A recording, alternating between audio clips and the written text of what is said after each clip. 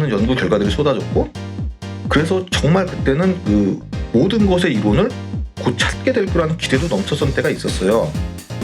하지만 현재는 이러한 것들이 난관에 봉착했고, LHC 같은 거대 입자 가속기를 돌려본 결과 예측하고 기대했던 결과가 나오지 않는 경우도 굉장히 많아졌습니다. 안녕하십니까? 아제너드 오 작가입니다. 안녕하세요, 아제너드 2D입니다. 오늘은 또 어떤 주제로 말씀을 해주실 건가요? 예. 오늘은 그 최근에 해외에 그 좀 재미있는 기사가 실려서 요거에 대한 얘기를 한번 해볼까 합니다. 재밌는 기사라. 그게 예. 뭡니까? 실제로 사실일 수도 있는 가장 충격적인 과학 이론들, 이런 제목의 기사인데요. 페스티벌 토피아라는 독일의 미디어 회사예요. 행사나 그 축제 관련 내용 이런 거 보도하는 미디어에서 나온 기사입니다. 아니, 행사 축제 관련 보도하는 곳에서 왜 이런 과학 기사가 나와요? 그건 저도 잘 모르겠습니다만, 근데 이 기사를 작성한 사람이 이 회사 CEO예요. 이 회사 CEO가 직접 쓴 내용인데, 이 사람이 또 그 엔지니어 출신이기 때문에 이쪽 분야에 좀 관심이 많은 것 같아요. 전혀 관계가 없는 사람은 아니군요. 그런 것 같습니다. 아무튼 그래서 오늘은 이 10가지 내용에 대해서 차례대로 얘기해보는 시간을 갖도록 하겠습니다. 알겠습니다. 오늘도 좋아요와 구독 안 하신 분들은 꼭 좀 눌러주시기를 부탁드리겠고요. 예, 많이 좀 팍팍 눌러주시고요. 근데 사실 오늘 얘기할 이 10가지 내용이라는 것이 이것도 재밌게도 그 저희가 다룬 내용들이 대부분입니다. 아, 그래요? 예. 그래서 저희 채널 초창기 영상 때부터 꾸준히 봐오셨다면은 그 다들 아실 내용이에요. 그래서 뭐 이번 기회에 그 예전 영상 못 보신 분들은 오늘 영상 보신 후 또 저희 링크를 통해 못 보시거나 또 기존에 보셨던 분들도 뭐 이번 기회에 다시 한번 봐주시면 감사하겠습니다. 쭉 한번 정리해 볼 수 있는 영상이겠네요. 그렇습니다. 일단 그래서 처음부터 얘기해 보자면은, 일단 첫 번째는 시뮬레이션 우주입니다. 이게 사실일 수도 있는 충격적인 과학 이론이에요? 예, 이게 제일 먼저 나오는데, 사실 이거 최근 들어와서 정말 많이 거론되는 이론 아닙니까? 저희도 너무 많이 했죠. 그렇습니다. 사실 예전에도 여러 소설이라든지 뭐 영화, 특히 그 매트릭스, 그러니까 이런 것들 보면은 정말 오래전부터 있어 왔지만, 뭐 매트릭스 개봉했을 때만 해도 뭐 그냥 이게 뭐 SF적 상상력으로 봤지 정말 뭐 진지하게 생각은 안 했잖아요. 그렇죠. 하지만 최근에는 정말로 진지하게 이것에 대해 언급한 학자들도 굉장히 많아졌어요. 특히 최근에는 그 일론 머스크의 언급으로 더 화제가 된 거 아닙니까? 뭐 10억 분의 1 발언이요. 맞습니다. 그러니까 우리 세상이 시뮬레이션이 아닐 확률이 10억 분의 1이라는 그 얘기를 일론 머스크가 해서 정말 이 시뮬레이션 가설 논쟁에 정말 불을 땡겼죠. 이 기사에서는 2018년 퓨 리서치 센터에서 조사한 결과 기술 분야의 전문가들의 절반 가까이가 지금 세상이 시뮬레이션이라고 믿고 있다는 언급이 이 기사에 나와요. 다만 뭐 이거는 제가 관련 기사를 직접 찾아본 건 아니고 찾아봤는데 해당 내용이 없긴 합니다만, 아무튼 닉 보스트롬의 주장과 일론 머스크의 발언 및 또 저희도 소개했던 2016년 아이작 아시모프 기념회에서의 여러 분야의 학자들의 토론 있지 않습니까? 그런 걸 통해서 현재는 정말 이거 메이저한 가설 중 하나가 됐어요. 제 주위에도 이 시뮬레이션 가설 믿는 사람들 굉장히 많거든요. 2D님은 어떻게 믿으십니까? 이 세상이 시뮬레이션이라고요? 그 얘기는 다음에 하도록 하고요. 일단 여기는 여기까지만 얘기하고, 이 다음은 다중우주론입니다. 다중우주론도 뭐 저희가 많이 다뤘죠. 그렇습니다. 이 다중우주도 이것도 사실 정말 20세기까지만 해도 그때는 정말 이제 순전히 이제 공상과학의 영역이라고 할 수 있었는데, 지금은 오히려 이 다중우주론이 정말 당연한 것으로 여겨질 정도가 됐어요.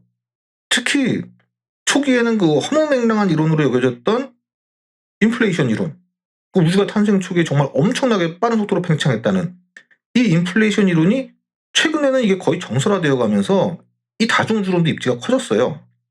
왜냐하면은 이 인플레이션 이론에서는 우리 우주가 하나가 아니라 여러 거품 우주 중 하나일 수 있다는 이러한 이론이 도출되거든요.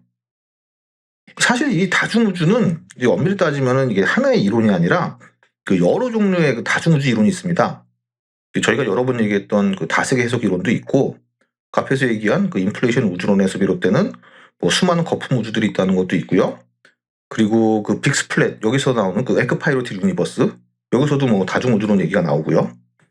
그래서 물리학자 맥스 태그마크는 여러 단계의 다중우주를 구분해서 얘기를 하는데, 이거는 언제 한번 따로 다뤄보도록 하겠습니다.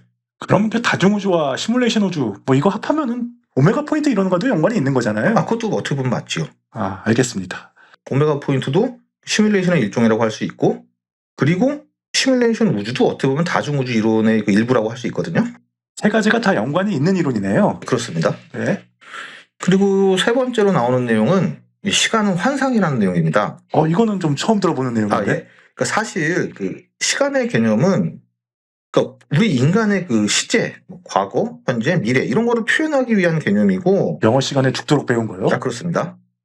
이 시간은 그 엔트로피 증가로 설명될 수가 있어요. 그래서 사실 그 우리는 시간이 흐른다는 표현을 하잖아요. 이것에 관해서 네버엔딩 유니버스 이 책에서는 이제 이러한 얘기를 하는데, 흐른다는 것은 시간에 따라 변화한다는 것을 의미하잖아요. 그렇죠. 그러면은 시간이 흐른다는 말은 시간이 시간에 따라 변화한다는 말이 된다는 건데, 이건 모순이라는 거죠. 즉 시간의 개념은 우리가 생각하는 그렇게 흘러가는 그러한 개념이 아니라는 겁니다. 저희가 뭐 엔트로피 얘기는 뭐 여러 번 했지만 요 시간에 대해서는 뭐 구체적으로 얘기한 적은 없는 것 같은데, 요 시간과 관련해서는 저희가 언제 한번 따로 영상으로 얘기 드리도록 하겠습니다. 알겠습니다. 네 번째는 뭐죠? 네 번째는 그 볼츠만 두뇌입니다. 이것도 저희가 한번 다뤘었죠? 예. 그러니까 이거는 지금 나는 사실 이제 오래전부터 존재해왔던 존재가 아니라 지금 정말 짧은 찰나의 순간에 양자 요동이 이게 생겨났다가 사라지는 이 볼츠만 두뇌라는 거예요. 그리고 그 찰나의 순간에 현재까지의 이 모든 우주에 관한 내용이 순간적으로 생겨난 것일 뿐 실제로는 그런 역사와 그런 실체로 존재하지 않는다는 이러한 사고 실험입니다. 이거는 그때도 그렇지만 잘 이해가 안 됩니다. 그러니까 이게 좀 짧은 시간 내에 설명하려다 보니 그렇긴 한데, 그래서 저희가 이것을 다룰 때 그때 그 지난 목요일주의 요거와 같이 설명드렸는데요. 이 지난 목요일주의는 실제 우리 우주는 뭐 138억 년 전에 생긴 게 아니라 지난주 목요일에 생겼다는 거예요. 다만 생겨나면서 그 이전의 과거를 다 담은 듯한, 즉 뭐 수십억 년은 된 듯하게 그렇게 생겨났다는 거죠. 그 지금 있는 고대의 화석이나 유물 이게 뭐냐고 뭐 물어보면은 사실 저거는 다 저번 주 목요일에 이미 생길 때 수만 년 전에 생긴 듯이 만들어졌다는 거예요. 이렇게 얘기하면 아니라고 어떻게 또 뭐 부인할 수 있겠습니까? 반박할 수가 없죠. 그렇습니다. 그 볼츠만 두뇌는 어떻게 보면 이것에서 이제 더 나아가서 지금 우리가 이렇게 느끼는 세상이라는 것은 사실 우주 공간에서 잠깐 생겨났다가 사라진 이 두뇌의 생각일 뿐이라는 거예요. 그러니까 지금 제가 이렇게 말하는 이 순간에도 내가 뭐 태어난 지 오래돼서 여태까지 모든 이런 기억들 이게 다 실제로 존재하는 게 아니라 그러한 생각이 아주 짧은 찰나의 순간에 한번 떠오른 그것뿐이라는 거죠. 그러면은 나는 지금 이렇게 계속 얘기하고 있는데 어떻게 이게 가능하냐고 싶겠지만 그거는 없는 거예요. 과거는 없는 거고 찰나의 순간만 존재하는 거고 내가 지금 그렇게 말을 연속적으로 하고 있다라는 착각을 하고 있다라는 거죠. 이거에 대한 더 자세한 설명은 저희 영상 링크 좀 참조 좀 부탁드리겠습니다. 어려울 것 같아요. 이건 영상 직접 보시는 게 좀 쉬울 것 같고요. 그리고 이제 다섯 번째는 이제 그 홀로그램 우주론입니다. 이거는 그 데이빗 봄이 제시한 가설로 그 2차원상에서 그 3차원의 정보를 인코딩하는 이게 홀로그램이거든요. 이것처럼 지금의 세상이 본질이 아니라 더 깊은 차원의 현실이 이 홀로그램처럼 투영된 모습이라는 이런 내용이에요. 저희 그때도 말씀드렸듯이 데이빗 봄은 그 양자역학의 주류인 요 코펜하겐 해석에 반대를 해서 더 깊은 본질에 아직 우리가 모르는 원리가 있고 그것이 그 양자역학의 기묘한 결과로 나타날 뿐이라는 그 숨은 변수 이론을 제시를 했습니다. 그래서 이 홀로그램 우주론도 어떻게 보면은 그 자신의 주장, 이 숨은 변수 이론을 이거를 이제 우주론으로 표현한 것이 이 홀로그램 우주론이라고 할 수 있죠. 그리고 다음 여섯 번째는 그 우주에도 의식이 있다라는 내용입니다. 이거는 그 저희가 그 의식을 다룰 때 그때 말씀드린 그 범심론 이거에 기반한 내용이에요. 이 범심론이라는 것은 이제 모든 물질이 그 어느 정도의 의식을 갖고 있다는 주장인데요. 철학적 좀비와 그 의식이 어려운 문제로 유명한 그 데이빗 차머스나 또 그 박쥐가 된다는 것으로 유명한 그 토마스 네이겔 그리고 정보 통합 이론의 이제 크리스토프 코브도 이제 이러한 범심론적 주장을 합니다. 이것도 우리가 영상을 많이 만들었었죠. 그렇습니다. 그 얘기만 계속하는 것 같은데 그래서 이것도 영상 참고해 주시면 될 것 같고요. 일곱 번째는 뭐죠? 일곱 번째는 그 역인과성입니다. 역인과성요? 이건 좀 낯선데. 이거 근데 저희 다뤘던 내용 중에 하나인데 이게 인과성이라는 게 어떠한 원인이 있고 그에 따른 결과가 나타나는 거잖아요. 그렇죠. 하지만 이거는 이제 거꾸로 미래의 사건이 오히려 과거의 사건에 영향을 미칠 수 있다는 그런 내용이에요. 저희가 또 그 코스믹 홀로그램 편에서 언급했던 그 유명한 논문이 있어요. 그 데릴 뱀의 논문에 나오는 그 시간을 거스르는 듯한, 즉 그 예지력에 해당하는 그 시간을 거꾸로 적용한 듯한 실험 결과를 얻었다고 해서 그 한바탕 논란이 됐던 이런 사례가 있었거든요.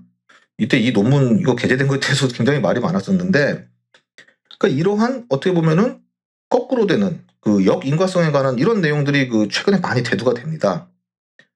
특히 그 양자역학에 대해 최근 많은 연구가 진행되면서 이런 거에 관련된 논문들도 좀 많이 나오고 있는 상황이긴 하거든요.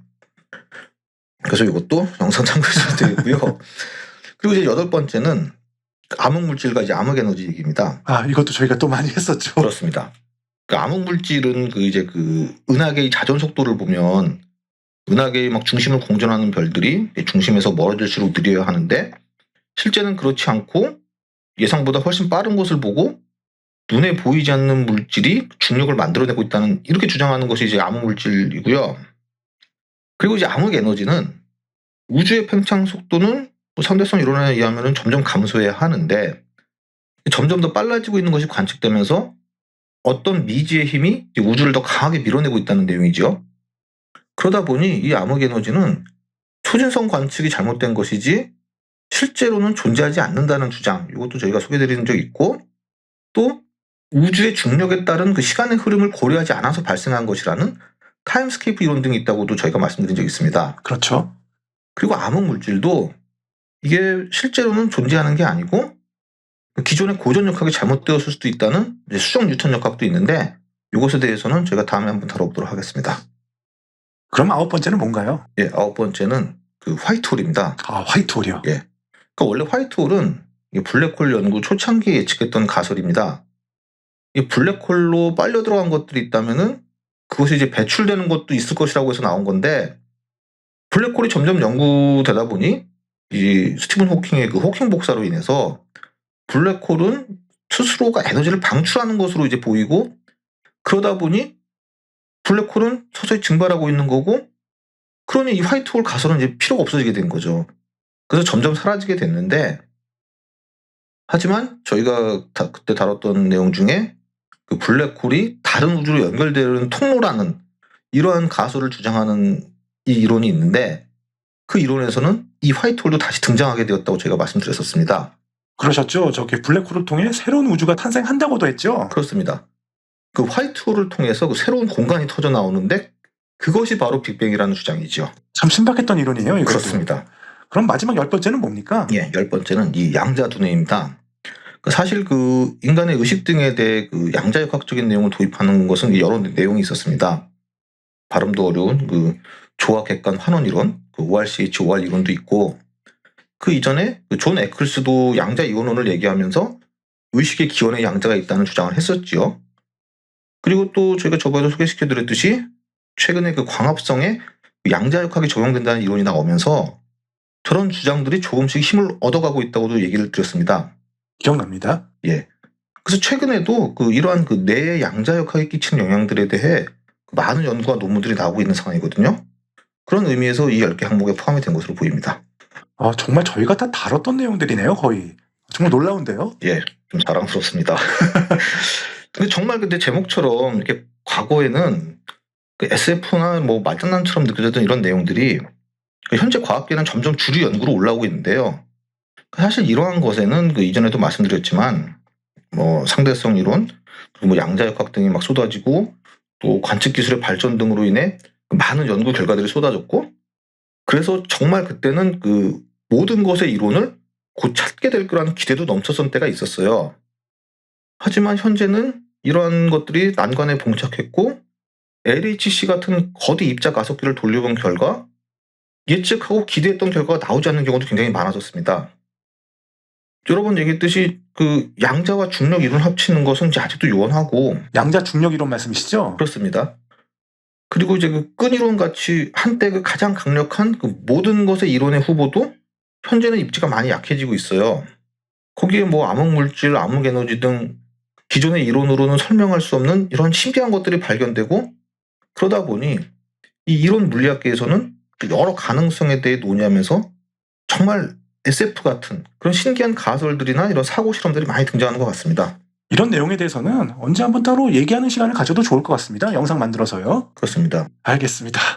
여러분들은 이 10가지 이론 중 어떤 것들을 믿으시나요? 오늘은 최근에 실린 실제로 사실일 수도 있는 가장 충격적인 과학 이론들, 이 기사를 통해 여러 가지들을 이야기해봤습니다. 흥미로우셨다면 좋아요와 구독 좀 많이 부탁드리겠고요. 저희는 다음 시간에 더 좋은 영상으로 다시 찾아뵙겠습니다. 지금까지 아제너드였습니다. 시청해주셔서 감사합니다. 감사합니다.